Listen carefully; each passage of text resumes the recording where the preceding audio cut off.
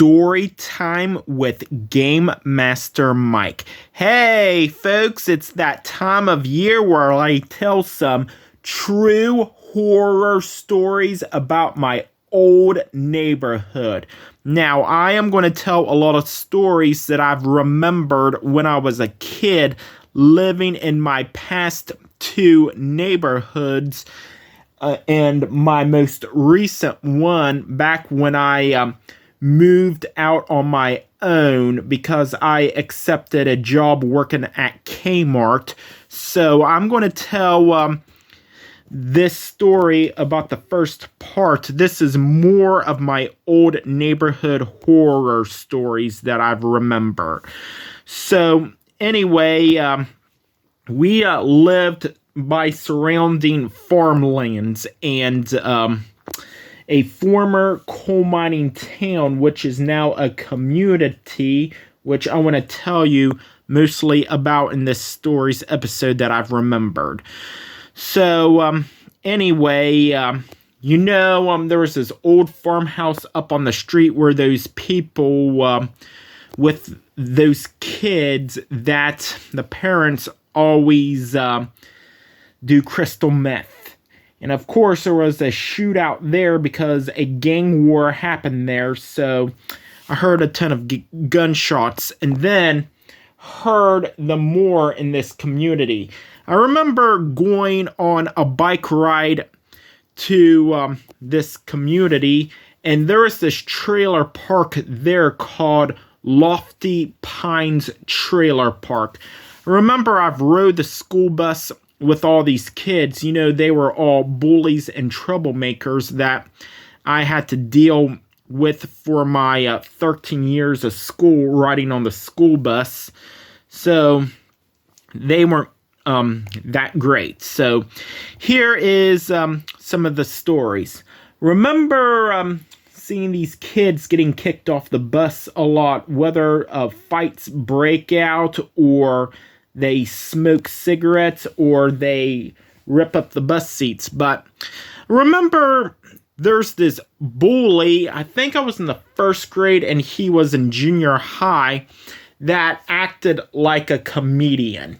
So I remember he slammed my face on the window and that really hurt. So guessing he got in trouble by the bus driver for that. He had to move to the front seat. I remember him being kicked off the bus, but the very last time that I've heard about this kid was he got arrested and thrown in a juvenile detention center for breaking into houses.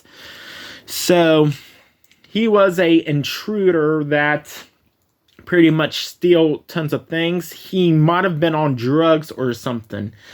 So remember when I was a kid going on a ton of bike rides to Lofty Pines Trailer Park, which is in my community, in Montana Mines.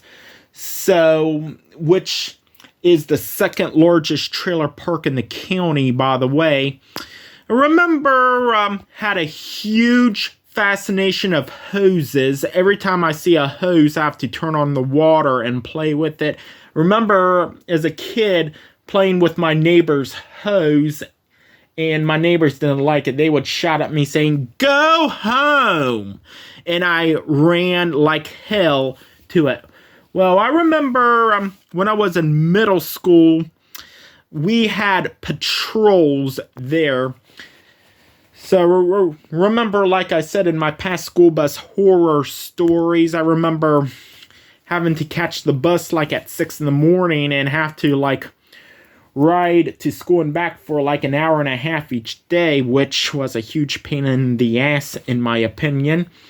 I remember we had patrols and this bully was picking on me and this patrol was yelling at him for something and I was like, yeah!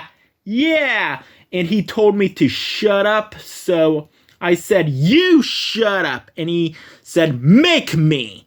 Of course, the classic make me thing. Well, that was his real dad at that trailer park because, his parents are also divorced, and during the summertime and when school's not in session, that's where he lives at his real dad's, because he looks exactly like him, and I thought I saw him in the window out there.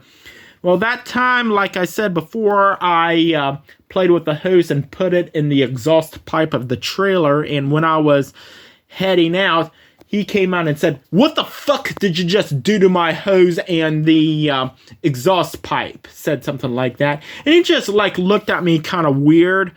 And I said, just playing, and then bolted out of my bike going as fast as I can. And then another incident happened there. I was not near this woman's property. Of course, you can tell he was a heavy smoker.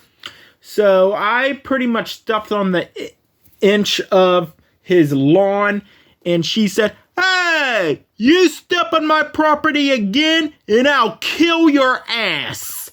And I bolted like that after what she said to me. So I was also a huge fan of animals.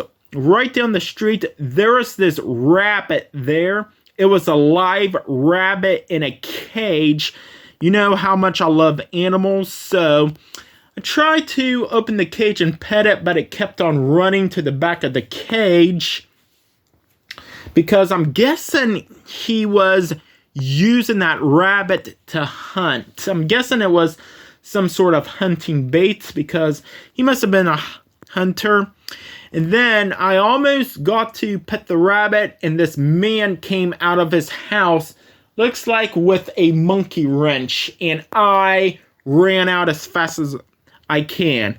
So when I got home, I told my dad about all these incidents happening, and of course I got in trouble for it because I was not supposed to be on riding down to the trailer park because of it.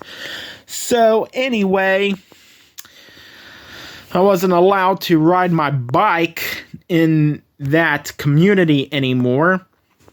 So remember riding on the school bus in junior high. I remember the principal called everybody out of class who rides the bus number, and of course, we got yelled at for misbehaving on the bus, throwing paper wads at everybody and other thing. Well, in high school, I remember my senior year of high school, there was these girls, you know, the ones that got busted for smoking on the school bus. I remember when this girl got off the bus, one of the girls threw like something at the back of her hair, and she got off and started crying, and the mother came up to the bus and screamed at those girls, and they were all having a shouting match. So my senior year of high school, I remember the principal called everybody who rides the bus number, the same one from junior high, to the front office, and the principal was pretty much screaming at all of us for that. And one of the girls, I remember, the one that smoked, came to her house, threw a rock at it, and broke a window, and then ran. So there was a cop there too, and everything. So the cop's like, whoever did it, whoever threw the rock at this house, mother is pressing charges. So we're not sure that's who did it. So anyway, that was pretty much all the horror stories that I can think of. There's going to be more parts to it. I remember moving to an apartment in Morgantown, West Virginia in 2009.